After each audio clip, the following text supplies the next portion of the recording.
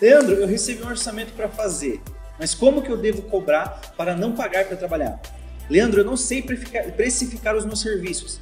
Leandro, eu estou cobrando caro, eu estou cobrando barato.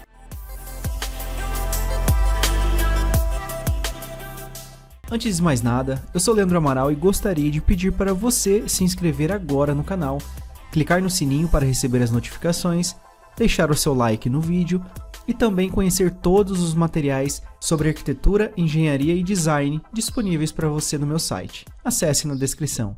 Você possui dúvidas relacionadas à precificação dos seus serviços? Precificação de projetos, de execução, de consultoria na área de arquitetura, engenharia ou design? Se sim, eu vou te dar algumas dicas para vencer essa barreira, tá legal? Eu estou no campo de batalha desde 2009 e sei como te ajudar. Então, assista ao vídeo todo porque sua carreira pode ser fortemente impactada com os conteúdos que eu disponibilizo aqui. Então, só foca no que eu vou te falar aqui e implementa, tá legal? Só quero isso de você, apenas isso. O tema de hoje é precificação de projetos de arquitetura. Então, seja muito bem-vindo, seja muito bem-vinda ao programa Meu Escritório de Sucesso. Então, aqui nós discutiremos as estratégias, a sua jornada para você ter o seu escritório de sucesso, aumentando o seu reconhecimento e faturamento com arquitetura, engenharia ou design. Serve para vocês três, beleza? Eu sou Leandro Amaral, arquiteto especialista em captação de clientes pela internet, com projetos realizados em 6 estados e 9 cidades diferentes. A pergunta que eu te faço é, você já recebeu a proposta para projetar algo e quando o cliente perguntou quanto você cobraria, você não fazia ideia de qual valor dá? Você provavelmente respondeu que iria analisar o pedido desse projeto, o pedido dessa consultoria, o pedido desse acompanhamento de obra e retomaria para passar o valor, se retornaria para a pessoa. Ou vamos ver se esse é o caso. Você deu um preço com base na correria, com base no seu achismo e no final você pagou para trabalhar. Já aconteceu alguma dessas duas situações com você? O ponto é que precificar é uma dúvida comum e perfeitamente normal. E, sinceramente, é um ponto que eu acho que ninguém entra em consenso sobre isso. Então eu vou te passar o meu ponto de vista pelos anos que eu já estou no mercado. Eu vou te mostrar formas de precificar o seu serviço e as vantagens e desvantagens de cada um, tá legal? O importante é, a arquitetura, infelizmente, ainda é desvalorizada em alguns lugares, para falar a verdade, em quase todos os lugares. A gente está começando a construir o valor da nossa categoria agora. Está aumentando, se você for pesquisar o caos, se você for pesquisar sobre venda de materiais, está cada vez maior, ou seja, as pessoas estão passando a contratar mais um arquiteto, contratar mais um designer, mais um engenheiro. Só que ainda, na maioria dos casos, ela é desvalorizada, tá? Mas, como eu disse, é uma profissão que está crescendo e ganhando cada vez mais visibilidade.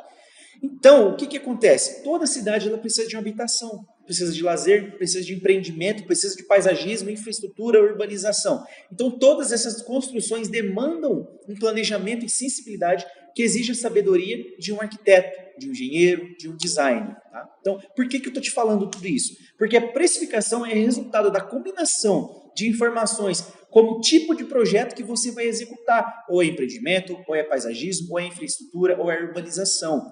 O mercado que você atua, okay? A cidade que você atua, o meio que você vive, a forma de execução e gestão do seu projeto, do seu serviço, além das estruturas do seu escritório, os custos do seu escritório. Então é preciso conhecer a média de preços do mercado à sua volta, não só dos seus concorrentes, mas de todos os prestadores de serviço que serão necessários para a execução dessa obra. Está me entendendo até aqui? A gente está fazendo a introdução para chegar na precificação. Então, não existe uma receita exata para isso. Cada projeto é único e tem as suas necessidades, além de que cada escritório trabalha e funciona de formas diferentes. Não adianta, se você vir no escritório de uma forma, se você for no escritório do fulano, é de outra forma. Cada um tem uma percepção diferente do mercado, tem uma forma de cobrar diferente. Então, os valores variam de profissional para profissional, dependendo das necessidades do projeto, dependendo das necessidades do escritório, além de fatores externos, como o funcionamento do mercado no local da execução e o porte da sua cidade. Quer dizer que em cidades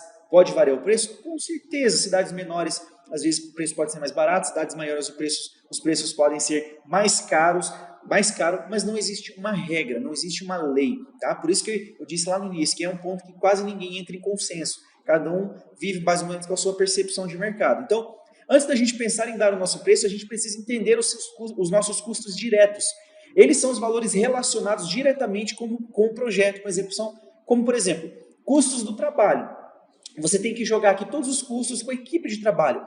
Mão de obra. Por exemplo, se você tem um estagiário, um funcionário fixo, ou terceiriza alguma parte do seu projeto ou serviço para outra pessoa, você vai ter de pagar ela com o dinheiro do seu cliente, certo? Então, por isso que a gente tem que ter cuidado aqui. Eu já vi casos de colegas que esqueceram de somar o custo do projeto estrutural que tinha prometido e no final teve que tirar do bolso para pagar o engenheiro, porque ele simplesmente falou para o cliente, eu vou te entregar o projeto completo. Tá, mas qual o projeto completo? Depois o cliente queria todos os projetos. Então, nós temos também os custos com os materiais necessários para entregar esse trabalho. Então, se for o projeto, é o custo do computador, o custo dos programas. Isso eu jogo como custo fixo, porque você tem que comprar o programa, você tem que comprar o computador. E volta e meia você vai ter que atualizar esse computador, vai ter que atualizar esse programa. Então, se for execução de obra, é o custo de cada item que será utilizado nessa obra. Então, essa parte é extremamente complexa, porque pensa o seguinte, você ter uma planilha com todos os itens que serão utilizados na obra, tipo a parte hidráulica, encanamento que será utilizado, válvulas, uma por uma. Então, por isso que é importante você ter exatamente esses custos diretos para você começar a montar a composição do seu preço. A gente vai desenhando aqui até você entender melhor, tá? Então, se você acabar contratando alguém para fazer essa lista de materiais do projeto hidráulico, você vai ter que você já terceirizou, você vai ter que pagar essa pessoa. E além do mais, a gente tem os custos extras. Cada projeto tem uma necessidade. Então, os custos extras dependem do tipo de projeto. E caso existam, você tem que calcular ele. Por exemplo, sondagem de solo. Para eu poder entregar o projeto para o meu cliente, eu preciso de uma topografia, eu preciso de uma sondagem de solo. Quem vai pagar isso? É o cliente? Sou eu? Como que eu estou combinando? Estudo de viabilidade técnica. Esse aqui a gente fazia muito na época que eu atuava na parte da engenharia elétrica. Depois que eu me formei em eletrotécnica. Então a gente fazia as chamadas AVTs para dar entrada no sistema de energia para poder liberar a instalação do transformador. Outro exemplo, estudo com engenheiro de som, caso você estiver projetando uma igreja. Ou, por exemplo, impressão do projeto. Quem que paga isso? Você ou o cliente? É o cliente indiretamente? É o cliente diretamente? Esse custo já está embutido no preço do seu projeto ou o cliente vai pagar depois? Então, por isso que você tem que analisar, você tem que ter a composição exata dos seus preços. Todas essas dicas são válidas e eu já vi muitos colegas simplesmente ignorarem elas. Aí o que acontece? Cobra errado, paga para trabalhar, não tem lucro e depois fala, não estou conseguindo sobreviver da minha profissão. Tá me entendendo? Então, a gente falou dos custos diretos. Tem também os custos indiretos, que são aqueles que não têm relação direta com o projeto, como, por exemplo, os aluguéis, mesas, a gasolina, se você vai fazer a vistoria na obra. Parênteses, essa composição de custo direto, custos indiretos, nem todo mundo entra em consenso. Isso é custo direto, isso é custo indireto. O importante é você entender o conceito por trás da coisa. Existem custos e você tem que saber desses custos. Por exemplo, os custos indiretos. Eu não considero o computador nem um programa, porque você precisa deles para fazer os projetos. Você precisa dele para fazer essa entrega. Então, por isso que cada um tem que dosar, saber dizer exatamente o que é o custo direto ou custo indireto. Para mim é muito subjetivo, mas é importante a gente pensar nesse aspecto. Você está me entendendo? Está entendendo o conceito? Entendeu o conceito? Eu vou fazer esse projeto, eu vou fazer essa execução, eu tenho que entregar isso. Que de custo que eu vou ter? Eu vou ter custo de gasolina para ir até a obra. Tudo isso tem que ser anotado. Vamos supor que você tenha acabado de abrir um escritório de arquitetura. Você precisou alugar uma sala comercial, formar uma equipe, comprar mesas, cadeiras, material de escritório, ter sempre à disposição aquele cafezinho para oferecer aos seus clientes. Eu considero isso aqui como custo indireto, mas são custos que você vai ter que ter. Quanto que custa o seu cafezinho por mês? Quantos pós de café você gasta? Está entendendo? Então, todos esses gastos relacionados ao funcionamento da empresa devem estar embutidos no seu valor do seu projeto. Tá? Caso contrário, sua empresa tende a não aguentar tempo, porque se você está um pouco mais de tempo no mercado, você consegue ver que os custos da conta não batem, não fecha, entende? Então, sempre tem esses custos novos para você arcar com eles, beleza? Tá, entrando agora nos métodos de cobrança. A partir do momento que você começa a entender quais são os seus custos, você começa a entender os métodos para você começar a cobrar os seus projetos. Então, esses projetos, ou serviços, ou execução de obra, eles podem ter diferenças gigantescas e por isso a gente não pode cobrar um valor fixo para todos. Essa é a minha recomendação. Além disso, o metro quadrado pode variar muito entre regiões e cidades, que torna mais difícil uma padronização desses valores. Na minha cidade, cobra X. Na cidade do lado, cobra 2x. Eu sei que tem gente vendendo projeto de interiores a R$100 o metro quadrado. Aqui na minha cidade eu ainda não ouvi ninguém que entrega projetos de interiores a R$100 o metro quadrado. Então, por isso que eu falo, não adianta você se comparar muito a locais muito longe. Tenta ver a base da sua cidade, tenta ver o topo dos arquitetos da sua cidade, cobra quanto? Os arquitetos mais baratos cobram quanto? Faz sentido isso Isso que eu estou dizendo para você?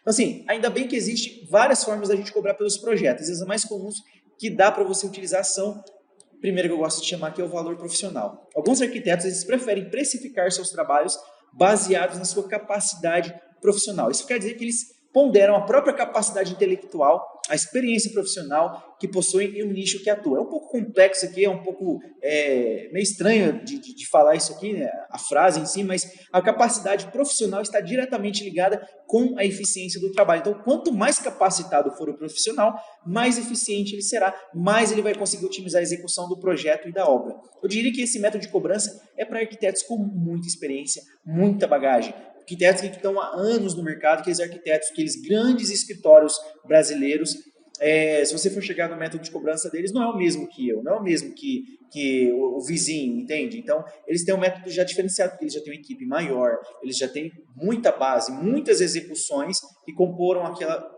faixa de preço deles. Então, por exemplo, eu vou fazer um projeto no sobrado de 200 metros quadrados. O terreno tem limitações e o bairro também. Tem a lei de uso do solo, tem a taxa de ocupação, enfim. Você vai dar o seu preço e no final viu que o projeto deu muito mais trabalho por fatores que você não sabia que tinha que levar em consideração. Lembra que eu disse que esse método de cobrança por valor profissional é mais aqueles arquitetos estrelas, assim. Você tem que ser realmente uma estrela, você tem que ter bastante experiência. Porque se você simplesmente está no início de carreira e vai, eu vou fazer esse sobrado aqui por X, você tem certeza que esse X vai cobrir os seus custos? Entende? Então, vamos supor, você cobrou pelo projeto de 200 metros quadrados um preço, e aí no final você viu que não dá certo, você viu que o método que você cobrou não te deixou com dinheiro no bolso. Nesse caso, a gente tem um problema. Por isso que se você não tem tanta experiência assim com o seu serviço, você é novato, se você está abrindo agora, não cobre dessa forma. Mas, para te avisar, tem já pessoas que cobram dessa forma.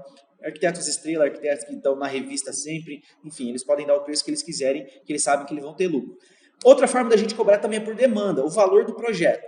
Então, quando ele é cobrado por demanda, varia muito porque depende do fluxo existente de trabalho no momento. Então, você tem que levar em consideração o tempo que será gasto para desenvolver o projeto, o grau de dificuldade do mesmo e a quantidade de trabalhos que o escritório está executando. Então, assim, se você estiver executando muitos projetos ao mesmo tempo, você pegou o projeto do seu tio para fazer, você pegou a casa da vizinha para acompanhar a execução, e aí você sabe que se entrar mais um projeto, você já está ocupado, você já não tem tempo para nada. Esse próximo projeto, você fala pela demanda, eu já estou bastante ocupado, eu vou jogar um preço lá em cima. Então, essa é uma forma de você também calcular, que é por demanda. Para cobrar assim, você também tem que ter aquela experiência para saber se pelo menos esse serviço novo vai te dar trabalho ou não, ou com cliente, ou com visitas à obra, ou aprovação dos órgãos competentes. E é claro, se esse projeto vai te dar lucro, tá me entendendo? Porque é o seguinte, estou atolado de serviço para fazer.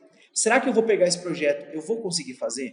Será que eu vou conseguir honrar o compromisso com o cliente? Será que eu vou ter que terceirizar alguém para fazer esse projeto? Vai me sobrar lucro no bolso? Entendeu? Mas também tem essa forma, que é a forma por demanda. Continuando então aqui na nossa relação de como cobrar, como precificar o nosso serviço, nós temos também a tabela do CAL. CAL, para quem não sabe, para quem não é da área, é o nosso famoso Conselho de Arquitetura e Urbanismo. Então ele meio que tenta regular a nossa profissão, ele disponibiliza lá um aplicativo, ele disponibiliza lá formas da gente tentar precificar os nossos serviços. A gente pode baixar esse aplicativo, adicionar os itens, adicionar categorias e fazer uma simulação de quanto que vai ficar esse nosso projeto, esse nosso serviço. E aí, né, vale o teste. Se você quiser fazer o download do aplicativo aí no seu celular, fazer uma simulaçãozinha de quanto que fica o projeto pelo aplicativo do CAL e quanto que fica o seu serviço pela forma que você cobra, depois você me conta das novidades, beleza? Continuando, então, a gente tem um método de cobrança por hora. Só que, para você chegar ao nível de cobrar por hora, você tem que ter uma bagagem, você tem que ter bastante experiência no mercado, você tem que ter feito pelo menos umas 10 vezes serviços similares ao que estão querendo te contratar para você saber que para elaborar, por exemplo, uma planta baixa você demora 5 horas. Por exemplo, assim, o complicado também da hora é que a gente trabalha com criatividade. Então, tem dias que a gente está inspirado, tem projetos que são mais fáceis, tem projetos que são mais difíceis. Então, se a gente for tentar cobrar por hora, e vamos supor, considerei 2 horas para elaborar um estudo preliminar, um exemplo, e eu gastei 20 horas. E aí? Eu fiquei no prejuízo? Faz sentido ou não faz sentido? Posso demorar 10 minutos, 10 horas ou 10 dias. Então, por mais que você tenha tanta experiência, é um método que eu não recomendo tanto, analisando o nosso contexto atual, porque a gente trabalha muito com a criatividade. A menos que você faça daí uma maquete eletrônica, porque daí já é um serviço, que a maquete está ali, é só você colocar a textura e renderizar. É apenas isso. não envolve a parte da criatividade, né? Só renderizar não envolve a parte da criatividade, a menos que você tenha que criar também o conceito da renderização. Mas, enfim, você está conseguindo compreender o que eu estou dizendo até aqui? Então, tem serviços, Leandro, eu vou fazer corte, vou fazer projeto de prefeitura. Você consegue meio que estimar quanto tempo você demora. Então, você também pode ir por esse lado. Mas, ela é mais comum para consultorias, tá? Acompanhamento de obra. Por exemplo, Leandro, estou fechando com a cliente aqui, eu vou acompanhar ela na loja, ela vai comprar os materiais, eu estou cobrando aqui R$100 a hora. É um exemplo. Ô, Leandro, eu vou fazer 4 visitas por mês para acompanhar essa execução. Eu cobrei R$100 a hora. Se eu fizer 4 visitas, uma por semana no caso, e cobrar R$100 a hora e fizer 1 hora, eu vou ter R$400 por mês. É uma suposição, tá? Nesse assunto aqui de cobrança, de acompanhamento, de execução de obra, normalmente o pessoal aqui na minha cidade ele fecha pelo menos aí um salário mínimo por mês para ir uma vez na obra. Se for 2 vezes, aí já vai para uns R$1.500 mais ou menos, 2 vezes por semana para acompanhar a obra. Só que, claro, o preço muda de região para região. Então, assim, quer cobrar por hora, tenha muita atenção àquilo que você está fazendo. Se for criatividade, vai ser mais complicado você mensurar. Mas se for uma tarefa mais repetitiva, uma linha de produção, aí você consegue precificar melhor. Ou se for uma consultoria, eu saí com a cliente 2 horas, cheguei em 5 horas. Foram 3 horas, quanto que é a tua hora? Entendeu? Então, continuando. A gente também pode cobrar por metragem quadrada. Ela é mais comum porque ela é mais fácil, né? Então a gente normalmente faz ela para projetos de residência menores ou prédios pequenos. Então assim, por que a maioria usa ela? Para não falar 99% das pessoas. Porque é mais fácil. Vai dar mais ou menos tantos metros quadrados. O meu preço por metro quadrado nesse tipo de construção é X, tá? Mas aqui entra também um porém, né? Todas têm vantagens e desvantagens.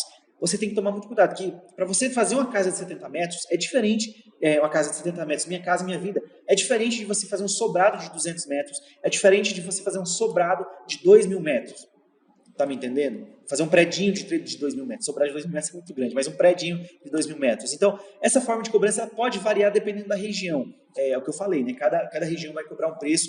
O mercado ele meio que se regula, o mercado ele meio que determina o preço ali. E aí, para você conseguir vencer essa barreira, você vai ter que mostrar o seu valor, você vai ter que ser uma autoridade na sua região. Então, assim, outra desvantagem também é por causa da concorrência. Quando a gente fala para o cliente, eu estou cobrando R$20 o metro quadrado, eu estou cobrando R$100 o metro quadrado, estou cobrando R$200 o metro quadrado. O cliente, se ele não vê tanto valor em você, ele vai ligar para o concorrente e vai falar, quanto que você cobra por metro quadrado? Eu cobro X. Para ele já resolveu, eu vou fazendo fulano, porque fulano é mais barato. Só que daí ele não viu os comparativos, o que um entrega, o que o outro entrega. Por isso que esse método de metro quadrado não é tão legal, tá? Mas se você quiser começar por esse aqui, ele é mais fácil. Analise a sua concorrência, analise o seu mercado, mas é claro, cuidado para no final você acabar não pagando para trabalhar.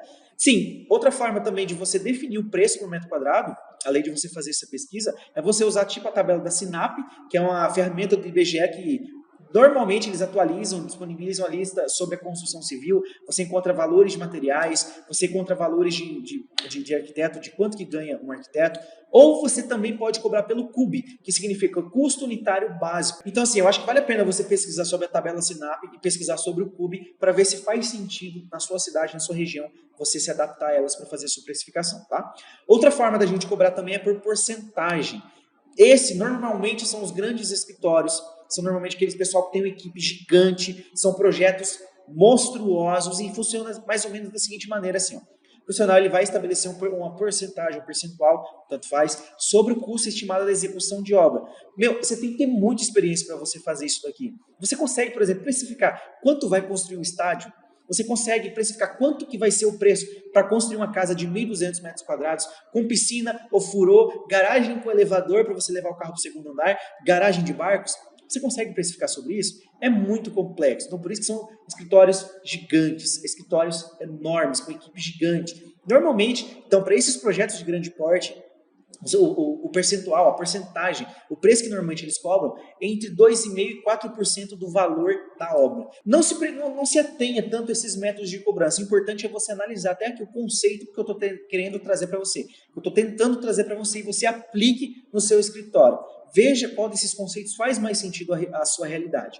E aqui a última forma da gente precificar é através do custo de oportunidade. Então vamos supor que uma pessoa influente da sua cidade, tá te chamando para fazer um projeto que vai ter destaque. Eu vou construir um banco, eu vou construir uma igreja. Cabe aqui você analisar se consegue fazer num preço menor, mas que ainda assim tenha lucro. Você está conseguindo entender o que eu estou querendo dizer? Será que eu consigo fazer esse projeto num preço menor, mas eu vou ter lucro? Ou será que para mim nesse momento o lucro não é tão importante? Estou falando para você fazer projeto de graça. Estou falando para você analisar os custos de oportunidade que aparecem.